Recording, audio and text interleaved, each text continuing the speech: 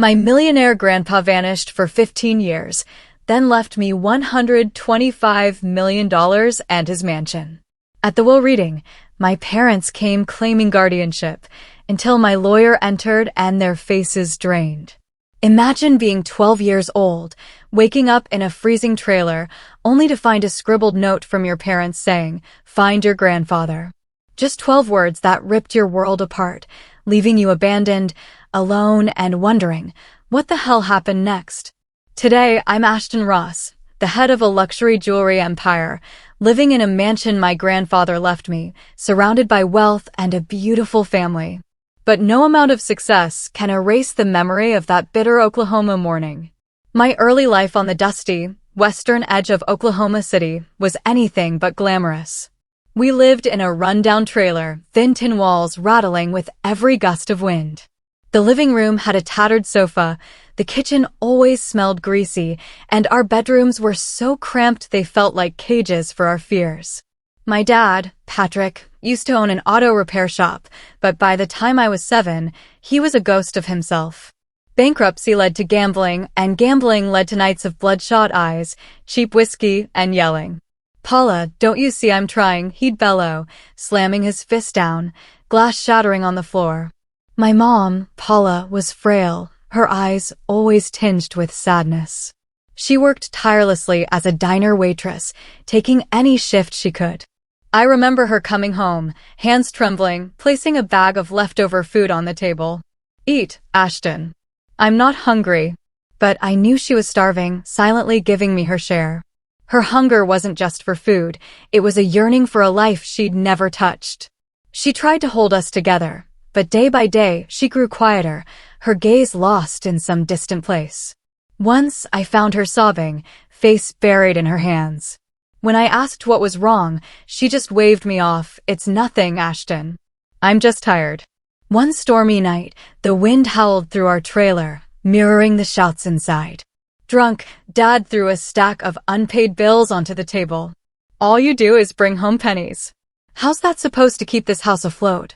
Mom, at the sink, tried to stay calm, but her voice trembled. "At least I bring money home instead of burning it all at the casino like you." Before the words even fully left her mouth, Dad lunged, hurled a whiskey glass to the floor. Shards scattered, liquor pooling across the linoleum. I hid behind my bedroom door, heart pounding, watching Mom's silhouette shrink as if she might break. In that moment, I knew our family was spiraling towards an ending. That fateful morning, when I was 12, the cold bit deep. I woke in my narrow bed, the thin blanket offering little comfort. The trailer was eerily silent.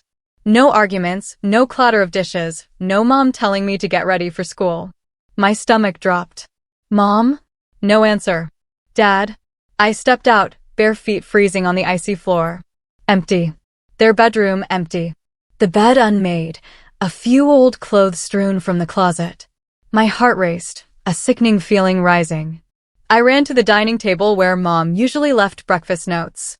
There, a small piece of paper, torn hastily. My father's scrawled handwriting, a single line, "Find your grandfather. He'll take care of you." I stood frozen, the paper slipping from my fingers. My mind went blank. Where did they go? Why? I ran outside, ignoring the cold, scanning the barren lot. No one. Dad's old pickup, gone. No trace of Mom. Just the wind whistling through dry grass and my own frantic heartbeat.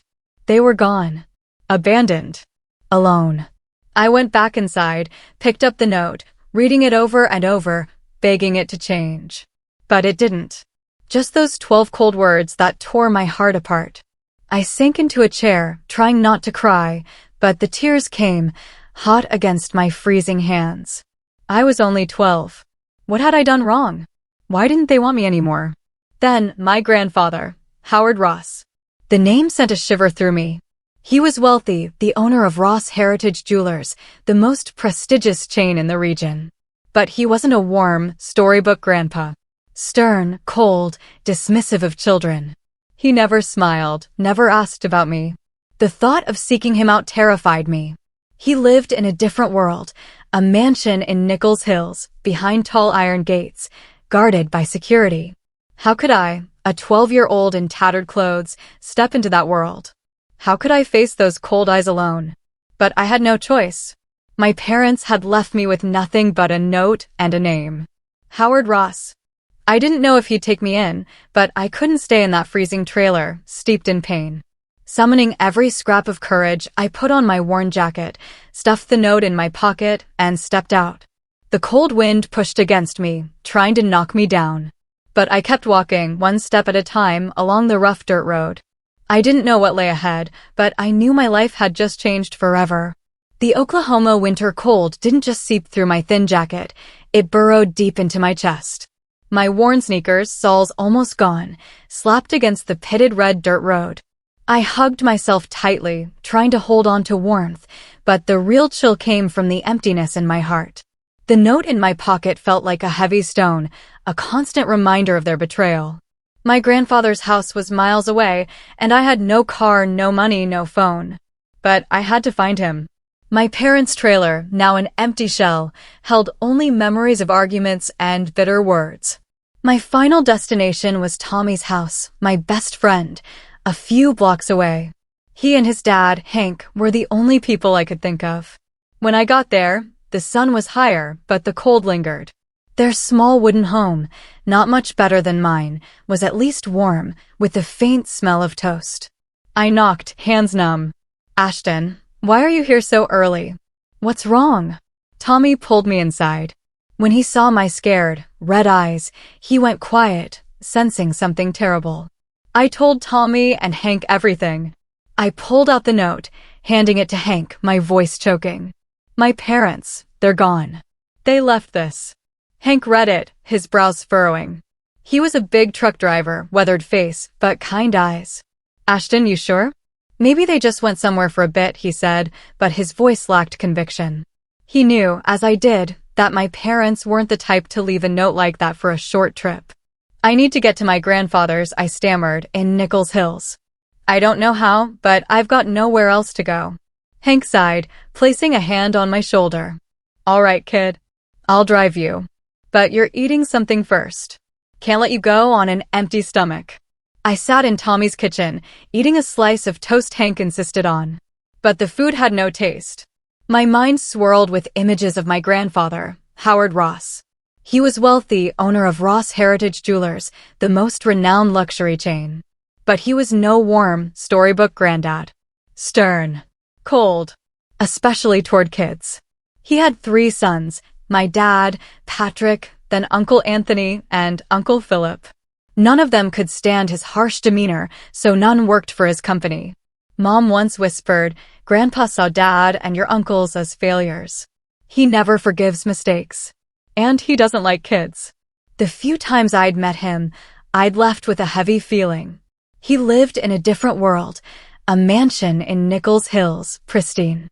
Streets, houses like castles. I remembered the last time, when I was 10. He sat in his grand living room, black suit, icy eyes. "Stand up straight, Ashton. Don't slouch like a loser." I was so scared I couldn't speak, feeling like I was on trial. Now, facing those eyes again, without my parents, made my heart clench. After eating, Hank grabbed his old pickup. I sat in the passenger seat, clutching my backpack with a few clothes and that fateful note. The drive felt endless. Each mile pulled me closer to a foreign world. Oklahoma City blurred by.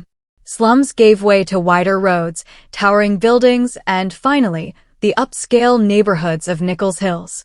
As we turned up the hill, I saw it. Grandpa's mansion. Not just a house, but a fortress. Towering iron gates, security cameras, 2 guards. A sprawling, meticulously maintained lawn, vibrant flower beds. The main house loomed, massive, white columns, a red-tiled southern-style roof, something from a movie about the elite. But to me, it wasn't beautiful. It was terrifying, like a monster with its jaws open, waiting to swallow me whole. Hank stopped at the gate, spoke to a guard through an intercom. A moment later, the gate creaked open. He patted my shoulder. "You okay, Ashton? I can stay if you need me." I shook my head, forcing a smile. "I'm fine, Hank. Thanks." But I wasn't fine. I was scared, confused, and the loneliness had never felt so stark. I stepped out, backpack slung, and walked through the gate. The guard led me across the lawn to the massive wooden front door. A middle-aged man in a crisp black suit, neatly combed hair, appeared. Raymond Lawson, Grandpa's new butler. Master Ashton, he said, calm but formal, Mr. Howard is waiting for you in his study. I swallowed hard, feeling like I was walking into a courtroom. Raymond led me through a grand hallway lined with paintings, gleaming marble floors. Everything screamed wealth, but it was cold, devoid of warmth. At the end of the hall, he stopped before a heavy oak door. He knocked lightly. A deep voice echoed from within. Come in. Raymond opened the door, and I stepped inside.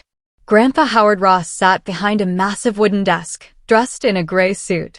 Silver hair swept back, eyes sharp as knives.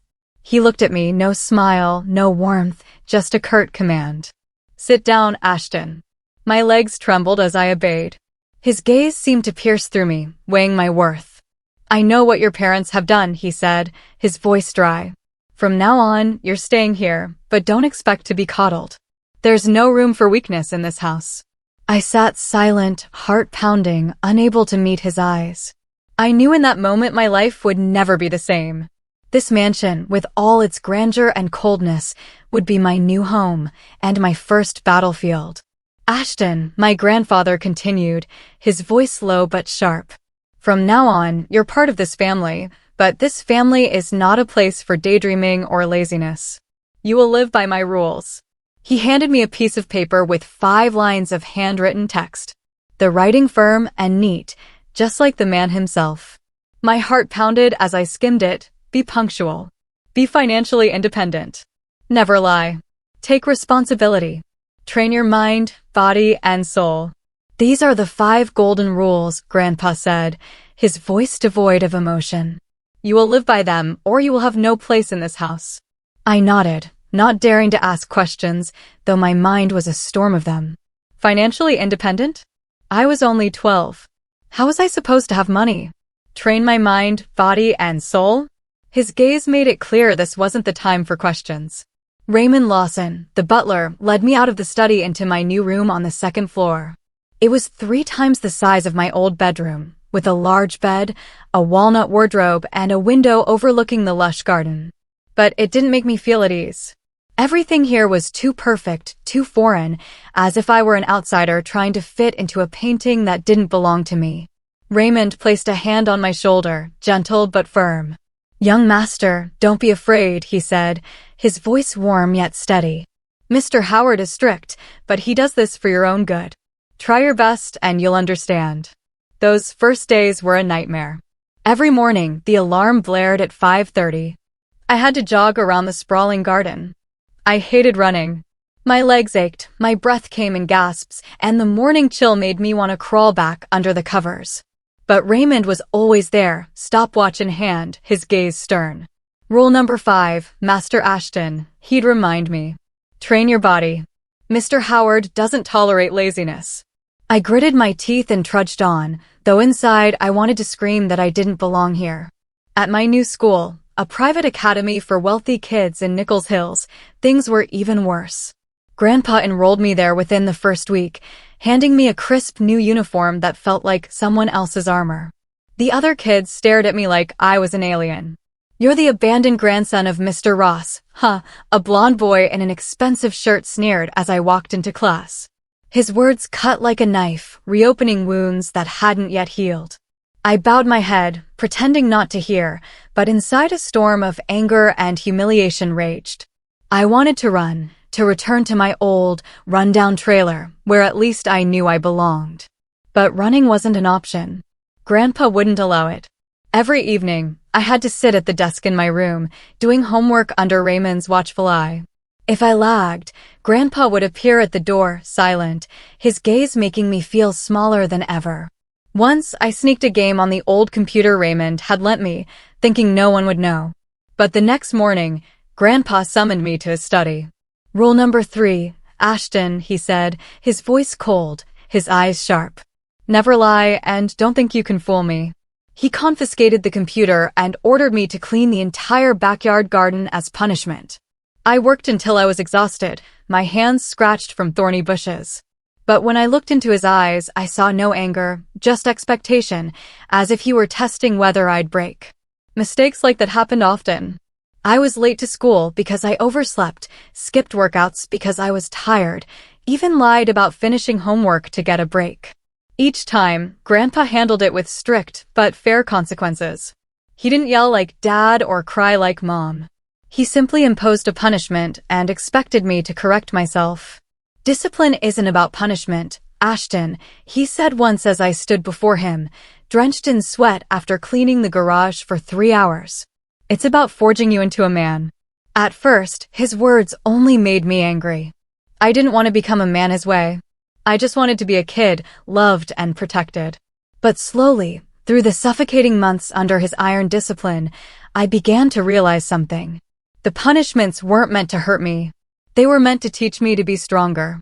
Time passed like a gust of wind, and I went from a 12-year-old boy to a 15-year-old teenager. Then 18, still living in my grandfather Howard Ross mansion. Nichols Hills, with its pristine streets and castle-like homes, remained a foreign world to me. But I learned to survive in it, step by step, under my grandfather's stern oversight. Beyond schoolwork, Grandpa required me to do odd jobs at his company, Ross Heritage Jewelers. On weekends, while my peers rested, I had to be at the main office in downtown Oklahoma City, running errands, organizing paperwork, or observing boardroom meetings.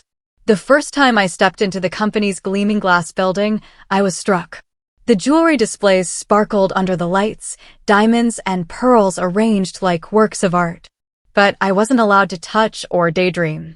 "You're here to learn, not to gawk," Grandpa said, his voice sharp, when he caught me staring at a sapphire ring. "If you want a place in this world, you have to work for it." The tasks were menial, but they taught me my first lessons in responsibility. I had to check invoices, ensure numbers matched, and if I got a single digit wrong, Grandpa would summon me to his office, point to the mistake, and ask, "How much do you think this error costs, Ashton?" I'll never forget the first time I messed up a delivery form. Grandpa didn't yell, but his gaze made me feel smaller than ever. "Fix it now," he said, then turned away, leaving me alone with the paperwork until midnight. My teenage years were far from easy. They were filled with challenges, from the grueling lessons at school to the mistakes I made at work. But in those years, I learned that strength doesn't come from never falling. It comes from getting back up each time you do. Grandpa, with his iron discipline, and Raymond, with his quiet kindness, together shaped me day by day, step by step. I began to realize that I wasn't just an abandoned boy. I was Ashton Ross, and I was carving my own path. When I entered my final years of university, I was no longer the awkward boy in a school uniform. I was 21, taller, broader-shouldered, and my gaze no longer shied away when provoked. But deep inside, I still carried the scar of the day my parents abandoned me. A reminder that I had to be strong, not just for myself, but to prove I was worthy of the name Ross. My grandfather began entrusting me with bigger responsibilities in the company.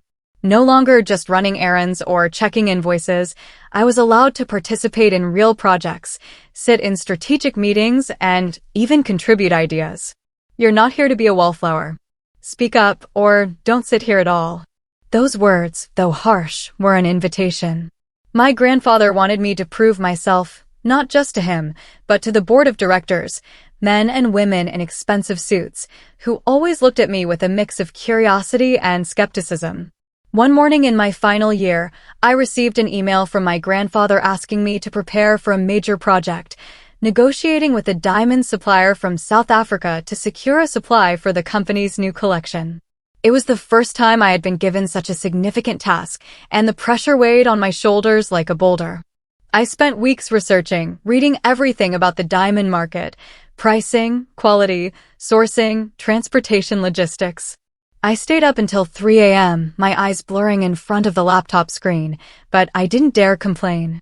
The day of the negotiation arrived, and I walked into the meeting room, heart pounding. Across from me was Mr. Johan Vanderm, a seasoned supplier from Johannesburg, with sharp eyes and a half smile. My grandfather sat at the head of the table, silent, but his gaze was like a blade, ready to cut through any mistake I made.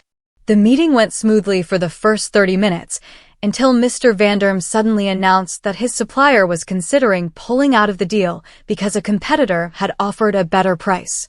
The room fell silent. I felt the blood rush to my face, sweat beading on my forehead. This was the defining moment. Either I salvaged the contract or I would prove I was just a kid who didn't belong. I took a deep breath.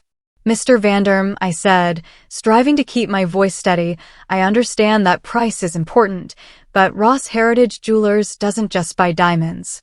We build long-term relationships. We have the strongest distribution network in the US, and our reputation ensures that your diamonds will be valued higher than with any competitor. I proposed a new deal, increasing the profit-sharing percentage for the supplier in exchange for a 2-year exclusivity commitment. I glanced at my grandfather, hoping for a sign, but he just sat there, expressionless. After a tense discussion, Mr. Vanderm nodded. "Kid, you know how to negotiate," he said, his smile widening. "I'm in."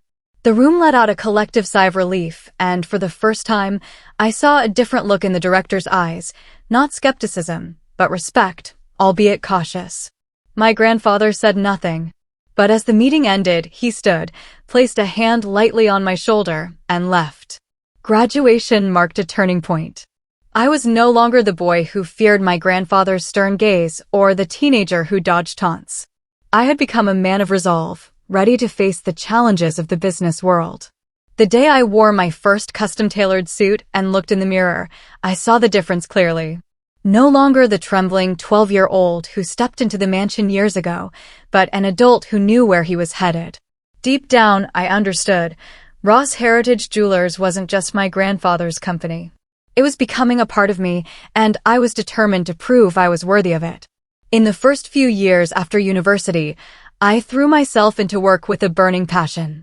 At 23, when many of my peers were still searching for their path, I was already sitting in strategic meetings, facing executives twice my age, and negotiating with international partners in far-off cities like London or Dubai. Ross Heritage Jewelers wasn't just a jewelry company. It was an empire, and I was learning how to become a part of it. Every day I worked from early morning until late at night, reviewing accounts, overseeing marketing campaigns, and ensuring that every diamond, every ring sold, carried the true value of the Ross brand.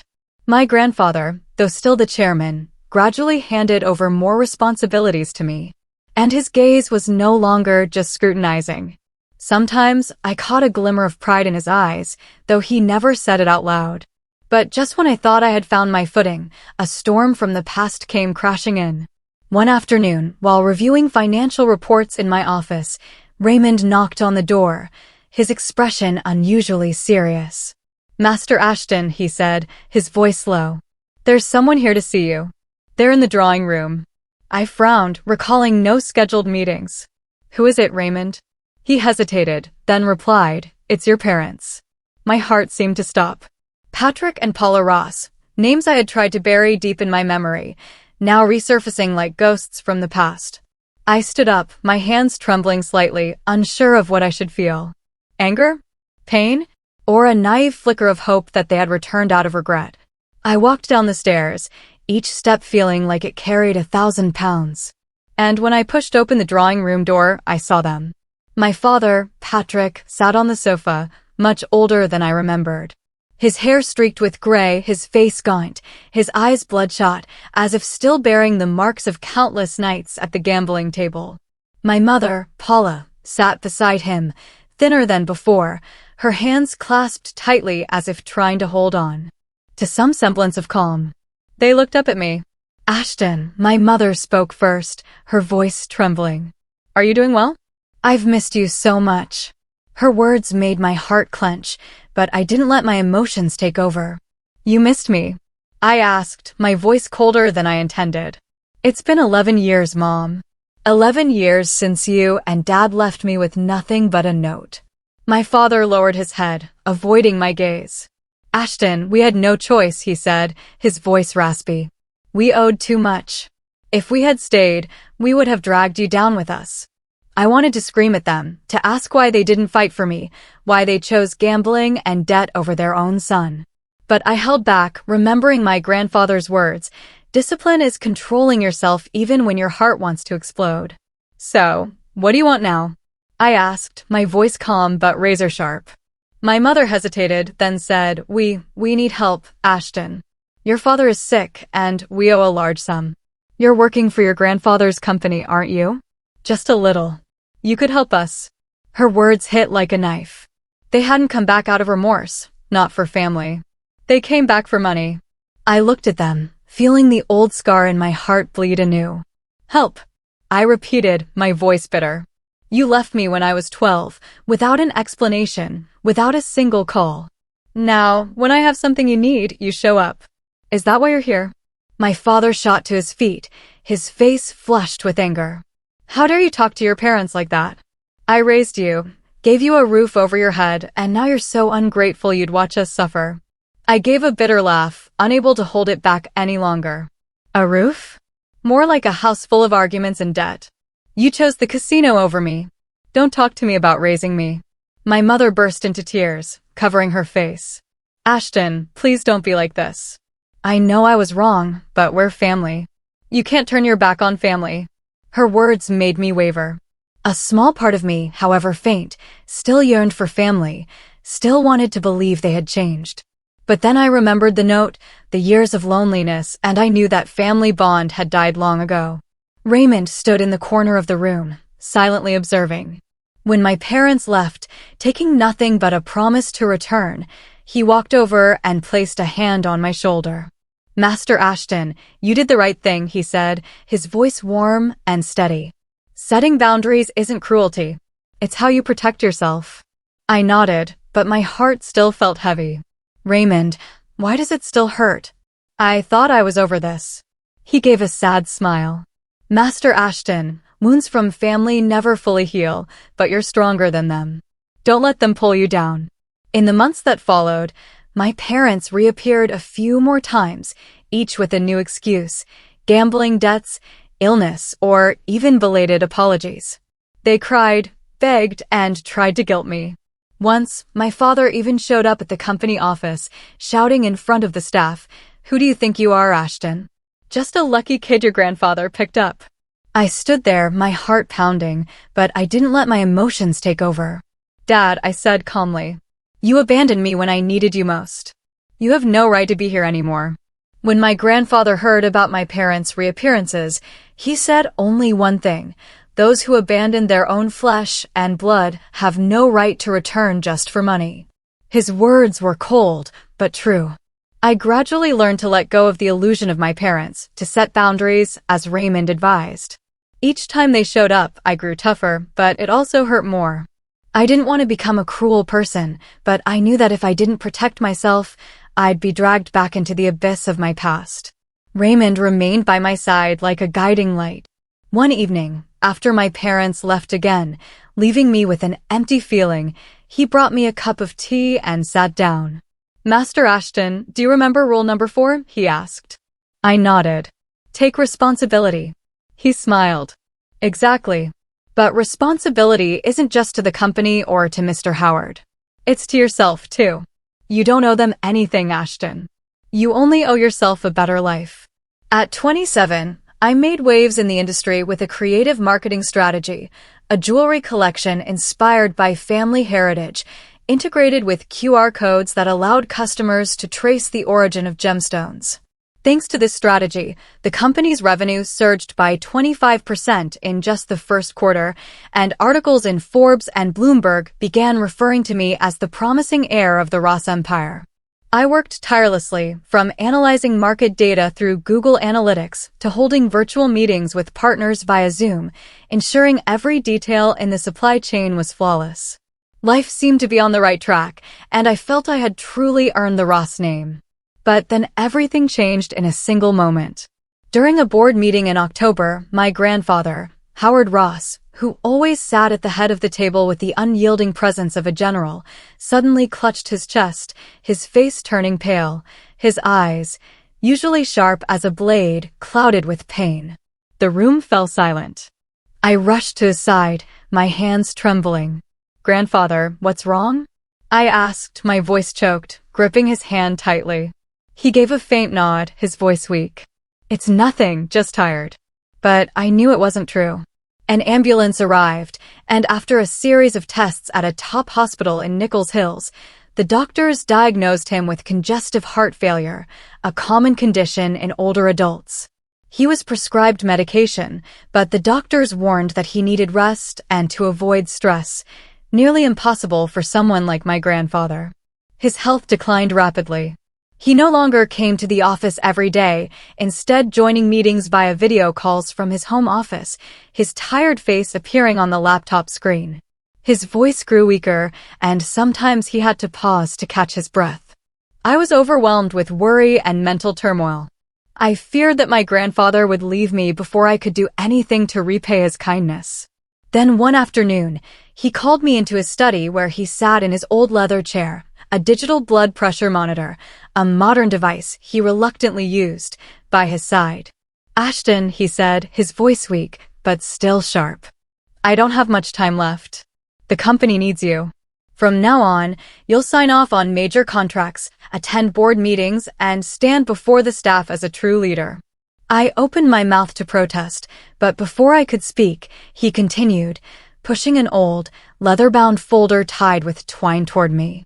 "Open it," he said, his voice low but resolute. I opened the folder, my heart pounding.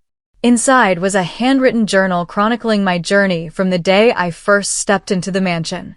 His firm handwriting described the time I cleared the garden for being late, the time I saved a contract at 18, and even the nights he quietly stood outside my room, watching me do my homework.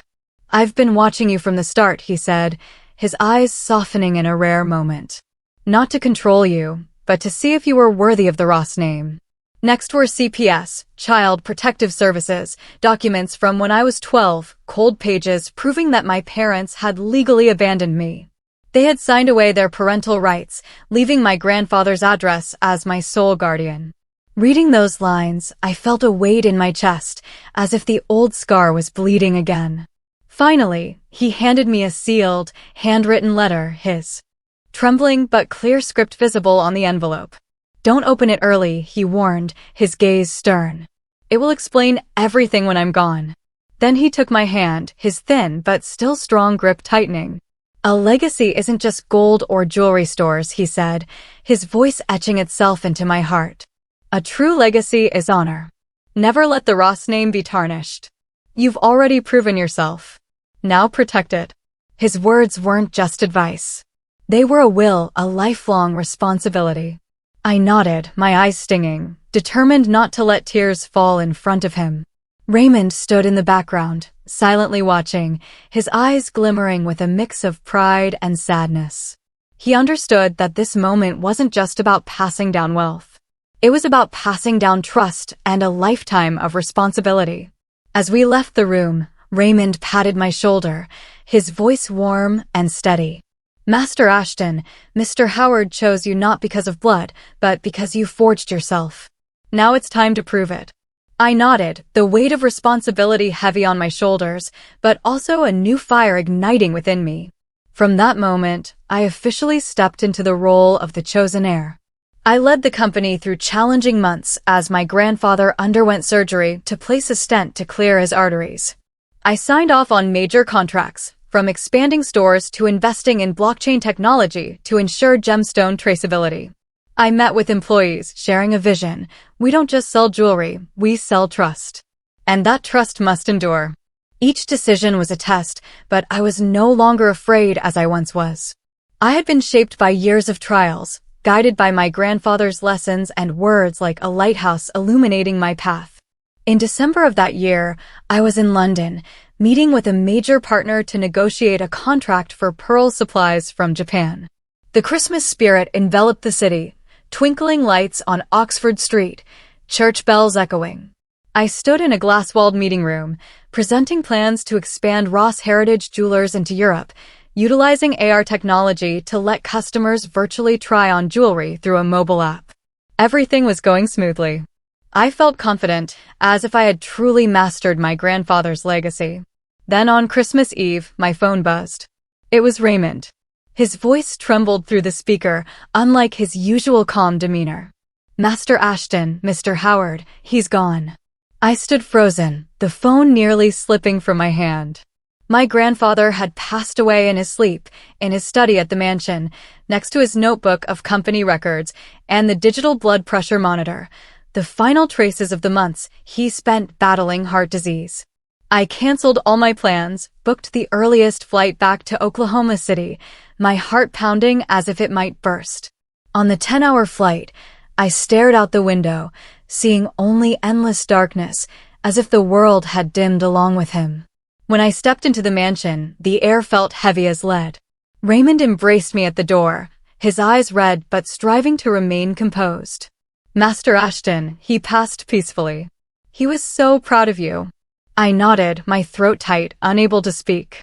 I walked into my grandfather's study where everything remained unchanged, the oak bookshelf, the ticking pendulum clock, and his portrait in a gray suit.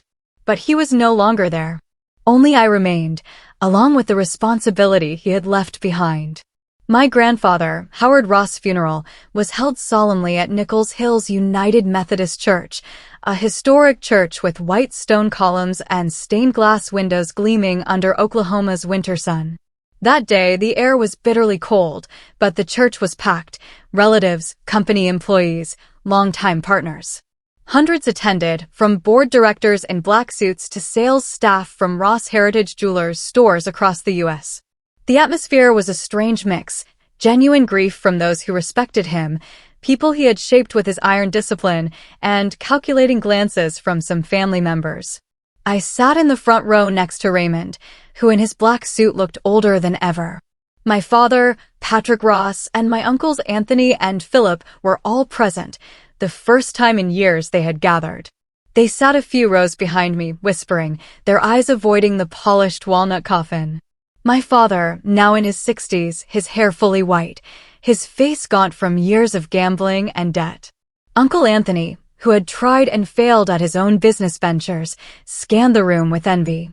Uncle Philip, the laziest of the three brothers, sat silently, but I could sense the scheming in his fleeting glances toward me.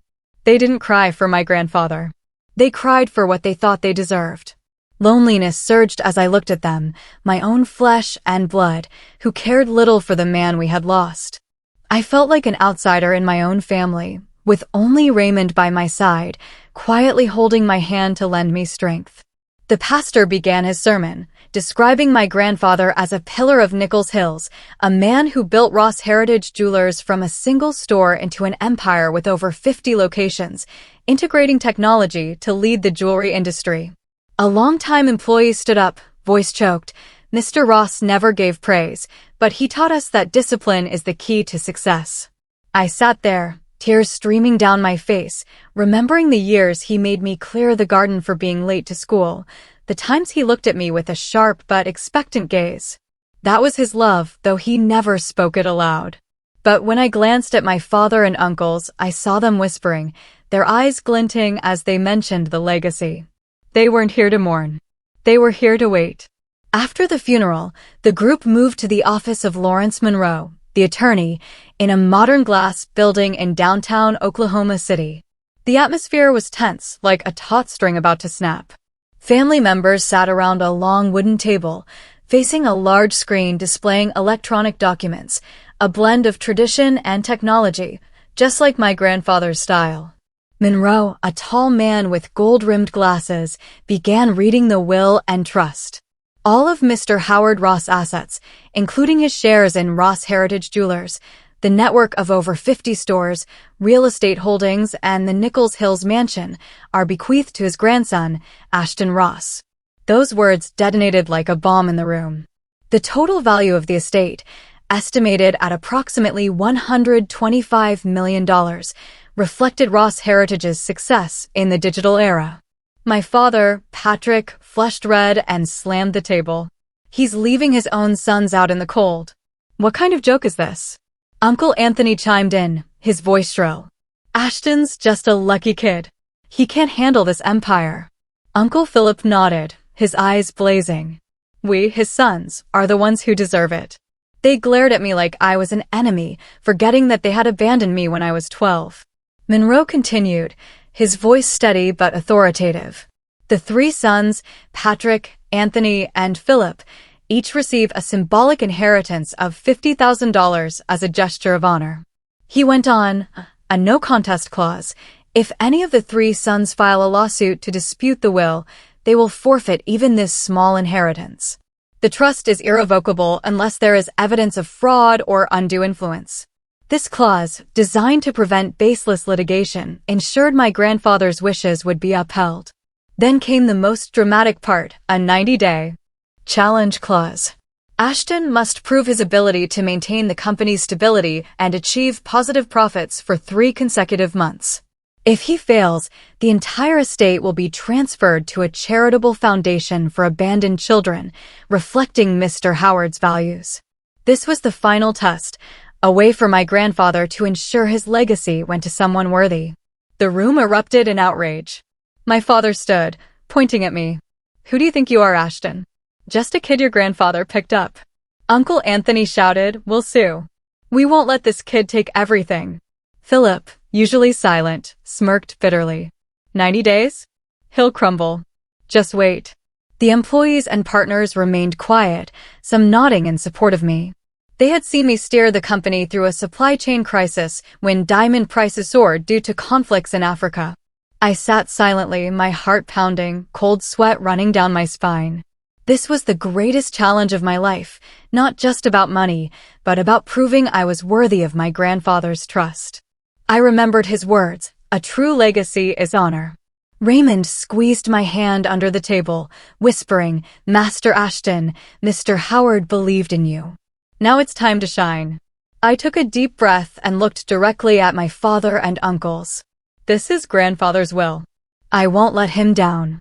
But inside, I knew the next 90 days would be a fierce battle, not only against the pressures of the board, but against the schemes of my own family.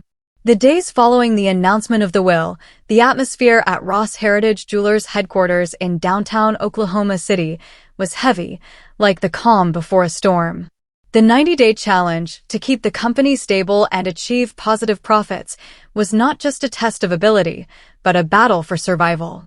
I knew my father, Patrick, and my uncles, Anthony and Philip, wouldn't sit idly by. The no-contest clause prevented lawsuits, but I sensed they were plotting to sabotage me, waiting for me to fail so the estate would go to a charitable foundation, or worse, so they could manipulate the outcome afterward. Their schemes began sooner than I expected. Just a week after the funeral, an article appeared on a local online financial news site with a sensational headline, Ashton Ross, Young Heir, or Threat to the Ross Heritage Empire? The article cited insider sources claiming I lacked experience, that the company was losing trust from major suppliers, and that sales were at risk of plummeting. I read the article in my office, my face flushing with anger. I knew who was behind it, my father and uncles. Unable to attack directly, they were using the media to undermine the board's confidence in me. The board of directors began to waver. During a Zoom meeting, Mr. Gerald Thompson, a veteran director, looked at me through the screen, his voice laced with doubt. Ashton, are you sure you can keep the company stable for 90 days? We can't risk Ross Heritage's reputation. The other faces on the screen mirrored his skepticism. I took a deep breath, maintaining the composure my grandfather had taught me. Mr. Thompson, I replied firmly, I've led the company through a supply chain crisis. I understand this pressure. Give me 90 days, and I'll prove myself. But inside, the pressure felt like a boulder on my shoulders. My father and uncles didn't stop at the article. They began contacting senior employees, sowing doubts about my leadership. One morning, I received an email from a store manager in Dallas, reporting that Miss Linda Carter, a veteran in the finance department, was spreading rumors that I was deliberately hiding data to inflate reports. I immediately summoned her. In the meeting room, Linda fidgeted, her eyes avoiding mine, mumbling about hearing it from a reliable source. I didn't need to ask further. I knew it was my father, who had known her before my grandfather fired him for gambling. I gave her an ultimatum, work honestly or leave. Linda apologized, head bowed. But I knew this was just one of many schemes to come. The pressure mounted. Soon after, a major supplier in Italy, Signor Bianca, suddenly announced he was considering pulling out of a contract because he'd heard the company was unstable. I knew my father was behind it. The meeting with Bianca became a turning point. I stayed calm, affirmed that Ross Heritage was a lasting legacy, and offered a higher profit-sharing deal along with a 3-year exclusivity commitment. After a moment of hesitation, he nodded in agreement. The contract was re-signed, and I breathed a sigh of relief. But I knew this was only the first victory in a long war. Back in Oklahoma City, I learned that some employees were growing uneasy, worried about the company's future. In an all-staff meeting, I stood before 200 employees, from salespeople to regional directors. My voice trembling slightly, but clear. I know there are rumors, but I promise you, Ross Heritage will not fall. We will grow stronger, for Mr. Howard, for our legacy, and for ourselves. A few clapped, but I saw doubt in other eyes. I knew I had to act fast. The Legacy Collection launched in the second month of the challenge, but my father and uncles didn't relent. They continued to stir trouble, contacting major clients and spreading baseless rumors about business plans and product quality. I was forced to constantly meet with partners, reassuring each one that the company remained strong and was on a growth trajectory. The 90 days passed like a whirlwind. On the final day, I stood before the board, presenting the results. Revenue had increased by 18%. Major contracts were secured, and the Legacy Collection had become a sensation. The board stood and applauded, and Mr. Thompson, the one who had doubted me, shook my hand firmly. "You did it, Ashton." My father and uncles, upon hearing the results, made one last appearance at the office. Their faces heavy with defeat. My father tried to cling to hope, his voice trembling with a mix of anger and desperation. "You're my son, Ashton. I have a right to this company." Anthony snarled, his face red. "This company belongs to the Ross family. You can't take it all." Philip, in contrast, didn't shout, only smirked bitterly, his eyes full of contempt, as if my efforts were just fleeting luck. I stood tall, looking directly at my father and each uncle. My voice cold but resolute. "Power doesn't come from blood. It comes from responsibility and honor. You abandoned me. Grandfather stayed." The room fell silent. My father staggered as if hit, before he quietly turned away. Anthony slammed his hand on the table, but said nothing. Philip gave me one last glance, his bitter smile lingering, then turned and left. They walked out of the office utterly defeated, leaving behind an atmosphere both heavy and liberating. Raymond stood beside me, offering a rare smile. "Master Ashton." "Mr. Howard is smiling somewhere," he said. I nodded, my eyes stinging. I had won, not just in keeping the company, but in upholding the honor my grandfather had entrusted to me. As I stepped out of the meeting room, the afternoon sunlight of Oklahoma City streamed through the glass windows, illuminating the hallway of Ross Heritage Jewelers headquarters, where paintings chronicling the company's history hung neatly on the walls. I paused before my grandfather's portrait, Howard Ross in his gray suit, his gaze sharp yet filled with pride. I felt he was still watching me, not with the scrutiny of when I was 12, but with quiet satisfaction. The 90-day challenge was over, and I had proven that I was not just the abandoned grandson. I was Ashton Ross, the worthy heir of the empire he had built. Ross Heritage Jewelers was now stronger than ever. The Legacy Collection was not only a commercial success, but also a story of discipline, honor, and perseverance. We continued to expand, opening new stores in Dallas and Houston. But this victory was more than numbers. It was a testament to my journey from a trembling 12-year-old stepping into the mansion to a 35-year-old man leading an empire. My father, Patrick, and my uncles, Anthony and Philip, gradually lost all influence. After their humiliating defeat in the 90-day challenge, they no longer appeared at the mansion or the office. I heard once that my father tried to open a small casino in Nevada, but quickly failed due to debts. Anthony and Philip vanished from Nichols Hills, regarded with contempt by the community, not because they were poor, but because they had forsaken honor, the value my grandfather always placed above all else. Oklahoma City in 2025, despite its modern glass buildings and booming social media, still valued family and reputation, and my father and uncles had lost both. To honor my grandfather, I organized a ceremony at the company's headquarters, launching the Howard Collection. Each piece of jewelry inspired by a detail from his life, like a ring modeled after the pendulum clock in his study, or a necklace engraved with the phrase, "Discipline is freedom." The event drew hundreds of guests, from international partners to longtime employees. I stood on the stage before my grandfather's portrait and spoke. Howard Ross didn't just leave a timeless legacy. He built a foundation of honor. The crowd applauded, and I saw Raymond standing in the corner of the room, his eyes gleaming with pride. But the most meaningful moment came on a quiet evening when I opened the safe in the study and took out the sealed, handwritten letter my grandfather had left me. I had kept it for months, too afraid to face what he had written. Now, with the company stable, I felt ready. I tore open the envelope, my hands trembling, and read his final words. "Ashton, if you're reading this, I'm gone. But I want you to know I didn't choose you because you're my grandson. I chose you because you chose to rise, even when life pushed you down. I watched you grow from a frightened boy to a man of resolve. My legacy isn't gold or jewels. It's you and the way you live with honor. Keep going and never forget, discipline will set you free." Tears fell onto the paper, blurring his handwriting. I sat there in the study where he once sat, feeling as if he were still here, guiding me through every decision. Raymond knocked on the door, carrying a familiar cup of mint tea. "Master Ashton, are you all right?" he asked, his gaze gentle.